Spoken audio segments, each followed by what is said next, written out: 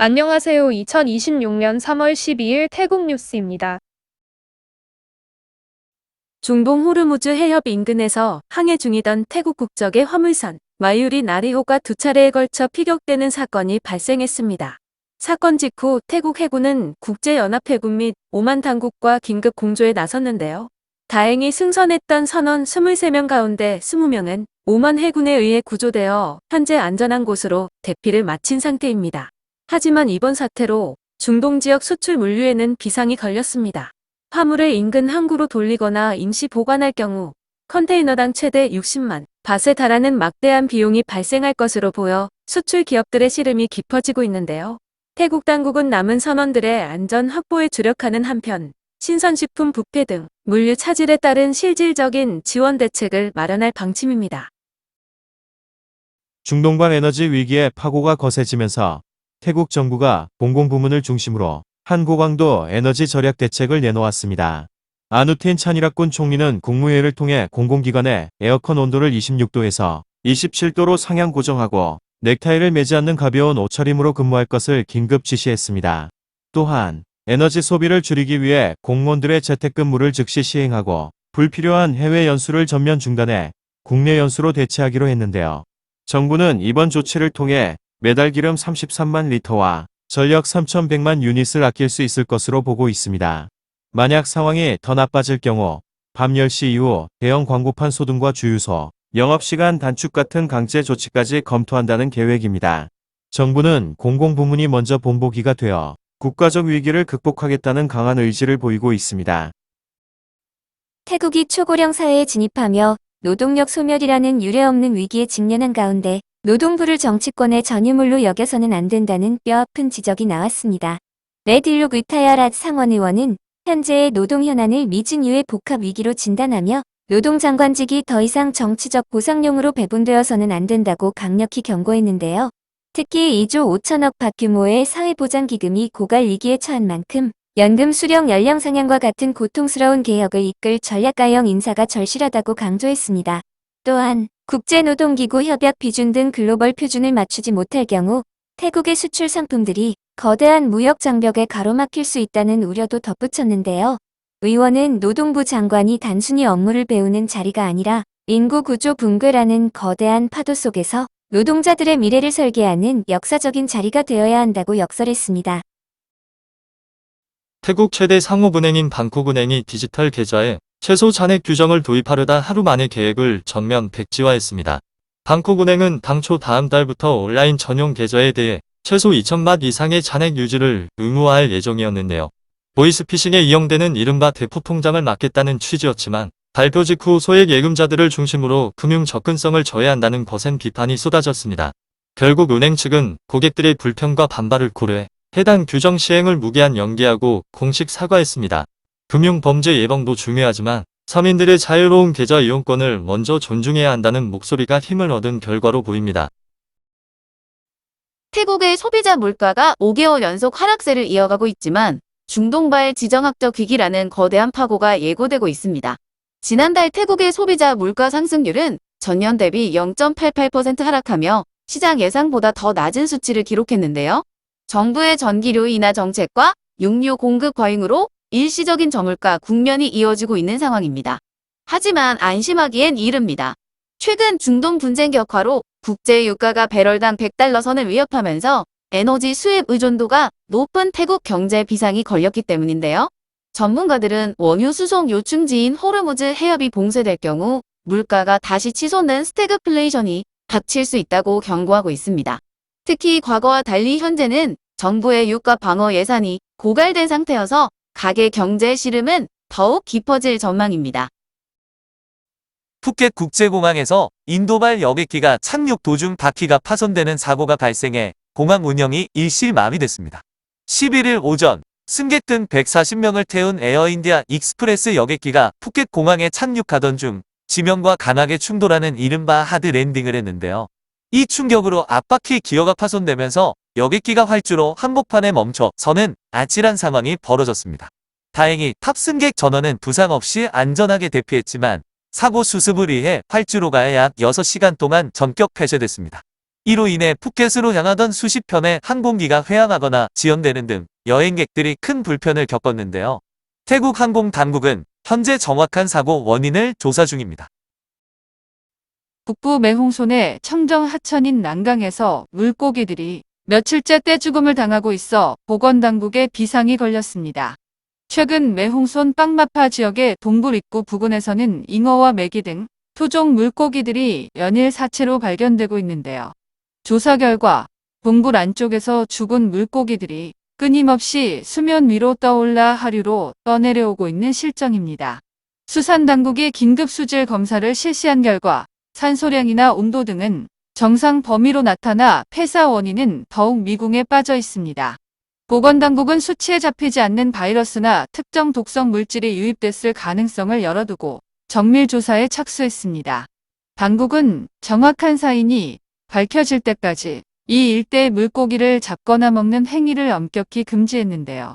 특히 죽은 채 발견된 물고기를 섭취할 경우 생명이 위험할 수도 있다며 주민과 관광객들의 각별한 주의를 당부했습니다. 기상국과 세계기후 모델이 올여름 태국에 역대급 열파가 상륙할 것이라는 경고를 내놓았습니다. 태국 전역의 기온이 최고 44도까지 치솟을 것으로 예보된 가운데 지난해 최고 기온을 기록했던 매홍손과 딱지방 등 북부 분지 지역을 중심으로 기록 경신이 초일기에 들어갔는데요. 특히 올해는 밤사이 열기가 식지 않는 열축적 현상까지 더해져 체감하는 더위의 위력이 예년보다 훨씬 강할 것으로 보입니다. 기상국은 3월 중순부터 4월 말까지 뜨거운 기단이 태국 상공을 장기 점령할 것으로 내다보고 있습니다. 치명적인 열사병 위험이 어느 때보다 높아진 만큼 야외 활동을 가급적 자제하시고 수분을 충분히 섭취하는 등 건강관리에 각별히 유의하셔야겠습니다. 2026년의 봄, 전례 없는 불의 시험대를 무사히 넘길 수 있도록 철저한 대비가 필요한 시점입니다. 기록적인 폭염이 태국 전역을 강습하면서 수도권 전력 수요가 올해 최고치를 경신했습니다. 수도권 전력청에 따르면 지난 9일 오후 방콕과 논타부리 등 수도권 지역의 전력 수요가 8,684.90MW를 기록하며 사실상 올해 정점을 찍었습니다. 낮 기온이 40도를 웃도는 가마솥 더위가 이어지면서 냉방기기 사용이 급격히 늘어난 탓인데요.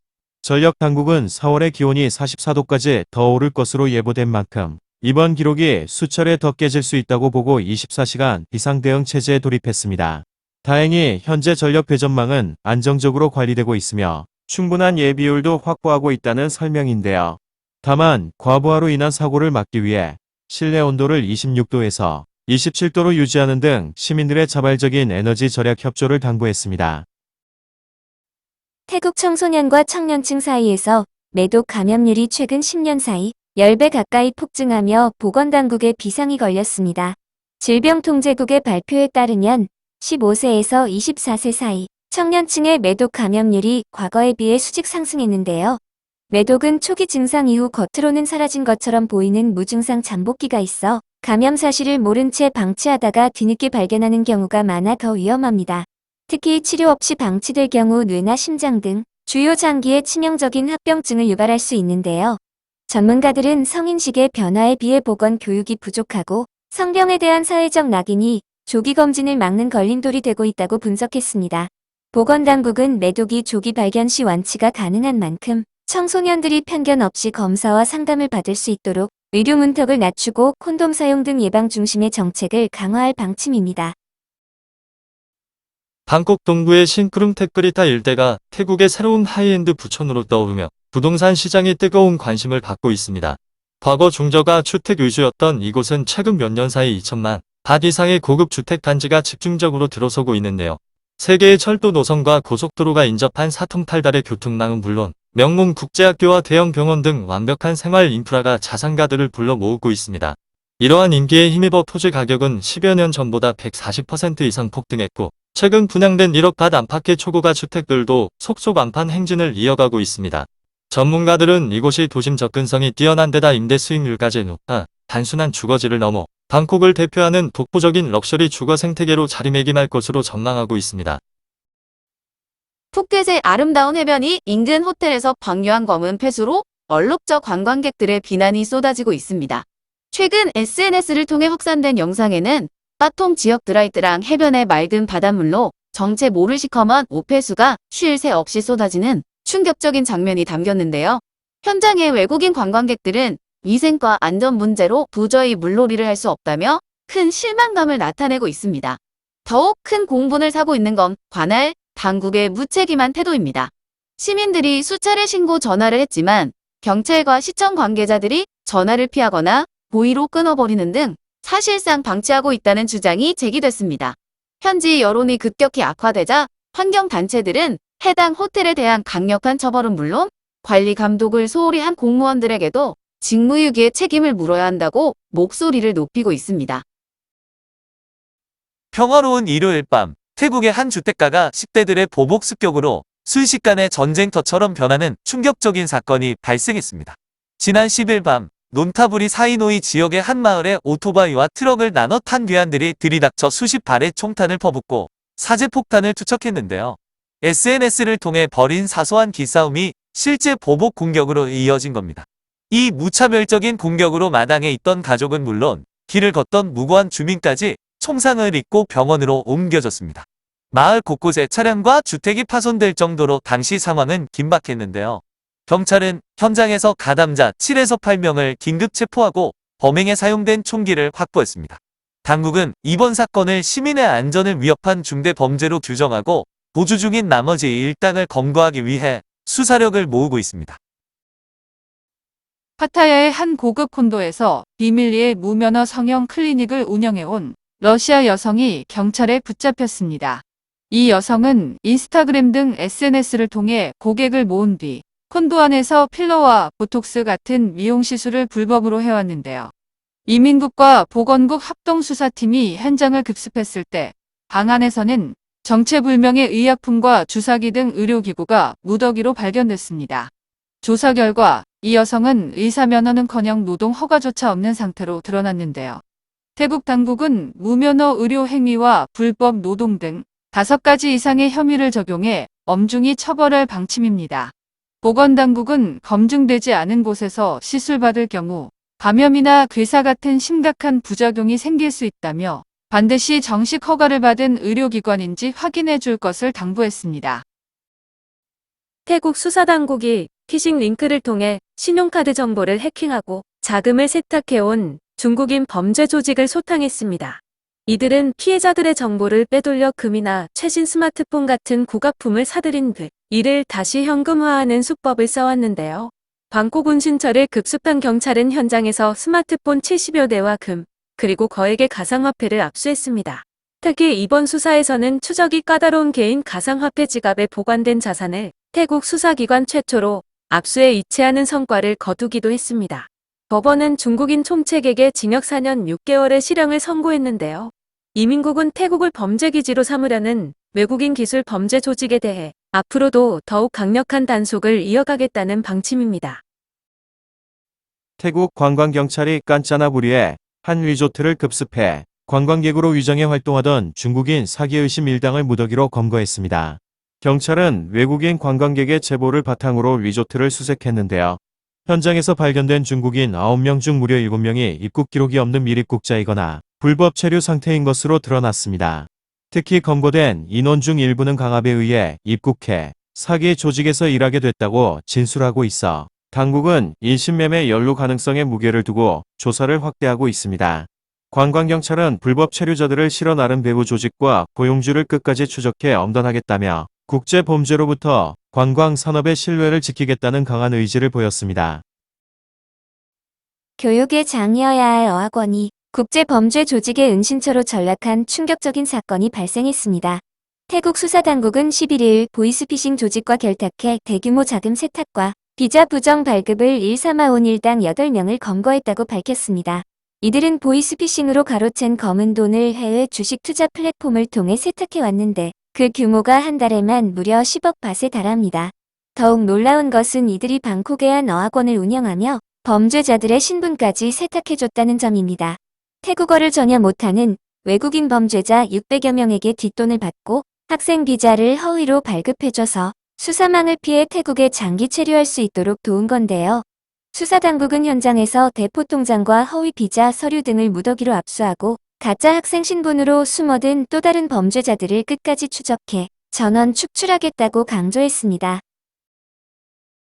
나쿤사원 도심 한복판에서 미립국한 중국인 일당이 경찰과 격렬한 육탄전까지 벌이며 저항하다가 결국 전원 체포됐습니다.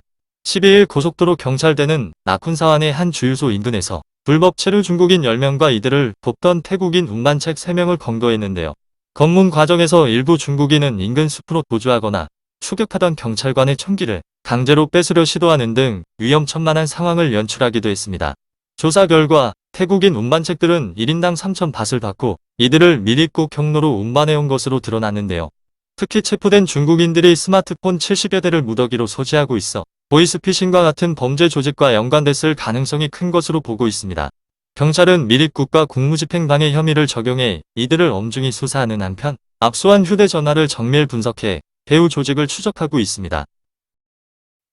태국의 한 식당에서 음식 맛이 없다는 이유로 기물을 파손하고 직원을 다치게 한 손님이 현장에 돈만 던져두고 사라져 공분을 사고 있습니다. 지난 9일 새벽 라용의 한 식당을 찾은 이 손님은 주문한 볶음밥이 맛없다며 서빙 직원에게 팁을 줄 테니 맛없다고 말하라고 강요하며 행태를 부리기 시작했는데요. 업주가 전화로 정중히 사과하며 진정에 나섰지만 손님은 분을 참지 못한 채 전등을 부수고 테이블을 발로 차는 등 폭주했습니다. 이 과정에서 유리 파편이 튀면서 현장에 있던 20대 직원이 팔을 베이는 부상을 입었는데요. 난동을 부린 손님은 현장에 2,000바트만 남긴 채 그대로 식당을 빠져나갔습니다. 식당 업주는 음식에 대한 비판은 수용하겠지만 직원을 다치게 할 권리는 누구에게도 없다며 무관용 원칙에 따른 법적 대응을 예고했는데요. 경찰은 SNS 영상을 토대로 이 손님의 행방을 쫓고 있습니다.